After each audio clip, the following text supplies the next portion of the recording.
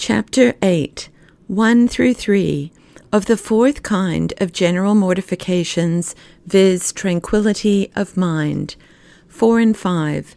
It may be in the superior soul during the time that there is disquiet in the sensitive. 6 through 8. How peace and tranquility of soul may be procured. 9 through 11. Of a state of perfect peace, which is the end of a contemplative life. 1. The fourth general mortification is a constant peacefulness and tranquility of mind, maintaining itself against all disquieting passions of grief, fear, despair, etc., of which I shall in this place speak briefly and only in a general manner, being shortly in the following section to treat largely of the chief enemy thereof, which is fear and scrupulosity, where I shall take notice of the special motives or instruments of procuring such peace of mind and of restoring it when it is lost. 2. Without a reasonable proportion of such tranquility obtained, a soul will be quite disabled from internal prayer.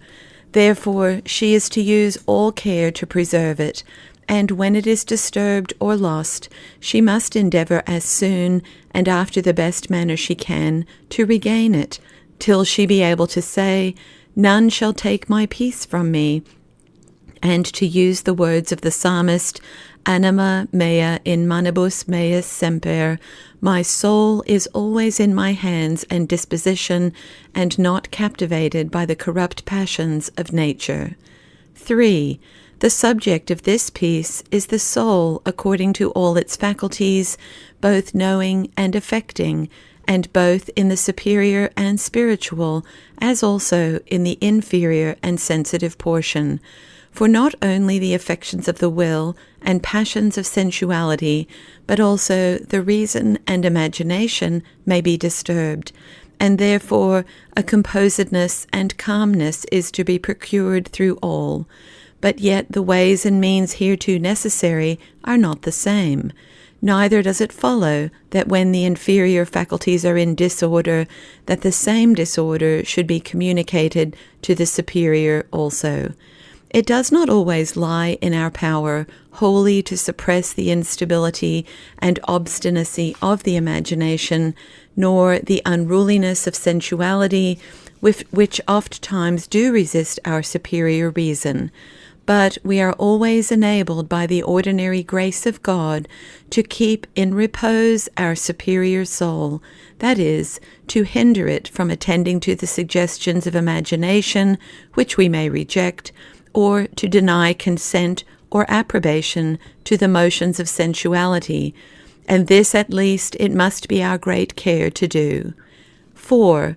Neither ought a well-minded soul to be discouraged or dejected at the contradiction that she finds in sensuality, but, resisting it the best she can, she must be resigned and patient with herself, as she would be at the refractory humours of another, till that, by God's blessing, a longer exercise of prayer and mortification do produce a greater subjection of sensual nature to reason and grace.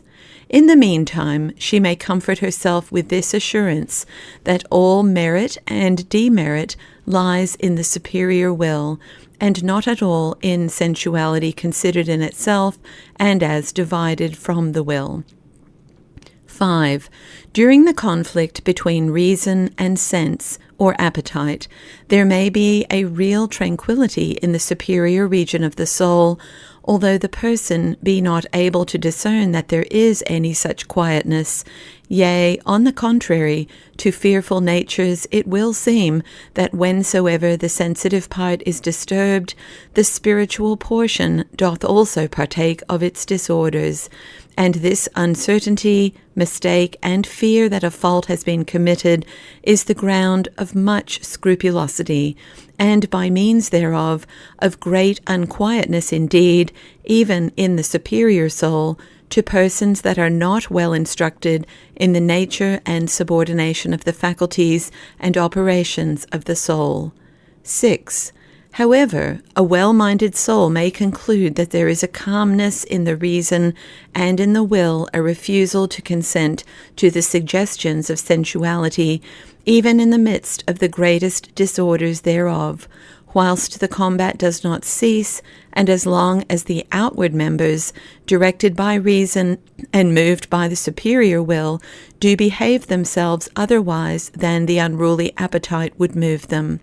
For example, when a person, being moved to anger, though he find an unquiet representation in the imagination, and a violent heat and motions about the heart, as likewise an aversion in sensitive nature against the person that hath given the provocation, yet, if notwithstanding he refrains himself from breaking forth into words of impatience to which his passion would urge him, and withal contradicts designs of revenge suggested by passion, such an one practising internal prayer and mortification is to esteem himself not to have consented to the motions of corrupt nature, although besides the inward motion of the appetite, he could not hinder marks of his passion from appearing in his eyes and the colour of his countenance. 7. When we seek to retain such quietness in the midst of unquietness, we do it by exercising an act of mortification proper to the occasion. Every act whereof doth in some degree abate impetuous nature, disposing us for better and more quiet recollections, which will procure us a clearer light and more efficacious grace to resist sensuality afterwards.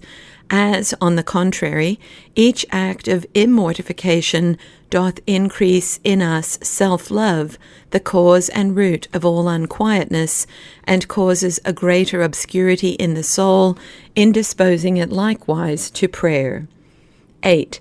To the end to procure an habitual peacefulness of mind, we must be careful not to do any of our actions, I mean even our actions of duty, with impetuousness and an inward hastiness, but with a composed calmness.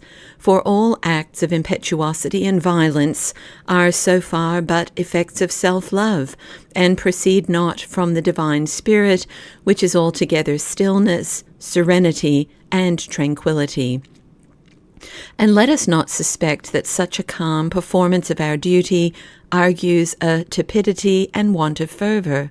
On the contrary, such actions so done are of more virtue and efficacious solidity, for the fervour that is indeed to be desired is not a hasty motion and heat in the inferior nature, but a firm and strong resolution in the will, courageously, yet without violence that is outwardly sensible, breaking through all difficulties and contradictions. 9. All the duties of mortification, and consequently the exercise of all virtues, may be reduced to custodia cordis, which is a wary guard of our heart, and it consists in not pouring forth our affections inordinately upon creatures, nor admitting into our souls any inordinate love. It is a chariness over our interior, to keep it in as much quietness as we can. In cases of suffering, it is patience. In occasions of fear and disquiet, it is the practice of resignation. It is, in effect, abstraction, for it requireth that we restrain ourselves from meddling with what doth not appertain unto us, and in what doth belong to us to do, it requireth a reservedness of our loves and affections for God, to whom they are only due. Also, that in speaking, hearing, and seeing, etc., we be wary they carry no inordinate affections into our soul. It is, in effect, solitude, for though we be in company, yet having such a guard and care over our passions and affections, we are, as it were, alone. It is a passing over all creatures with a farther tendance to God. It is the practice of love, obedience, humility, and resignation to God. For these virtues we exercise virtually when we reserve ourselves and our affections for God.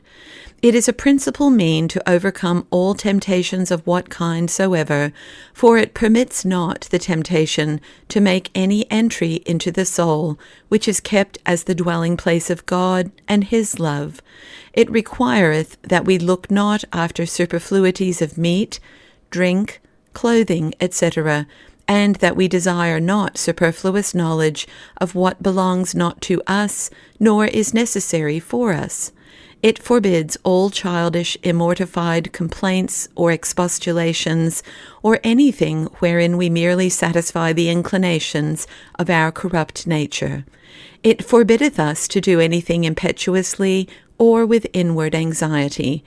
It is termed an interior silence, or an interior peace or concord, and for the better knowledge and practice of it, regard the teaching of the little treatise of The Quiet of the Soul, written by Bonilla of the Order of St. Francis. 10.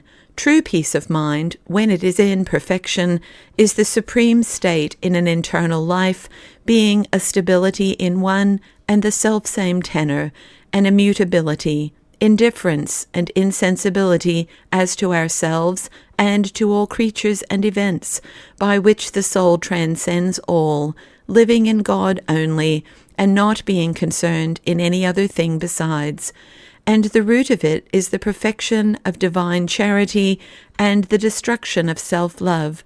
For as long as self-love is active in us, it carries us to multiplicity, urging us to seek contentment in anything pleasing to nature and all her appetites, which, being crossed or not fully satisfied, are restless and unquiet, whereas divine love alone reigning unites and concentrates all our thoughts and affections in one only object, which is God, carrying all other affections in that one stream, so that, there being no diversity of designs, there must necessarily follow perfect unity and peace.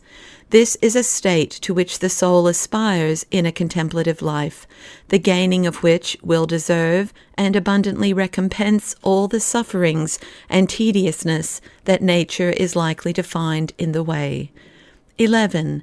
Yet even this state in the most perfect is not absolutely and entirely exempted from all trouble in inferior nature.